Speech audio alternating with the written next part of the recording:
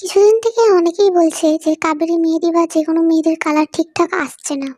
তারপর আমার মাথায় বুদ্ধি এলো যে দেখি এই অর্গানিক ভাবে কিছু করা যায় নাকি। আমি প্রথমে জলে চা পাতা দিয়ে দিলাম ফুটোতে এবং চিনি দিয়ে দিলাম যেন মানে ব্যাটারটা একটু ঘন ঘন হয়।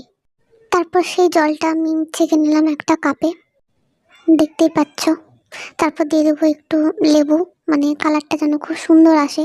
দেখা যাক সাকসেস হবে কিনা, আমার মনটা তো ধুকপুক করছিল যে আদৌ কিছু হবে কি হবে না। তারপর বানিয়ে রাখা জলটির মধ্যে কাবেরি মেহেদি দিয়ে দেবো এবং ভালো করে মিক্স করবো। দেখতে পাচ্ছ এরকম হয়ে যাবে এবং খুব যেন পাতলাও না হয়, খুব যেন ঘনও না হয়।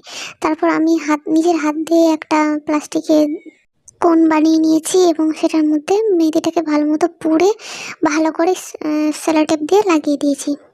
তারপর তোমার দেখতে পাচ্ছ এরকম একটা এসেছে। তারপর লাগানোর পর দেখা যাক এরকম একটা কালার এসছে, মোটামুটি ভালোই। বাই।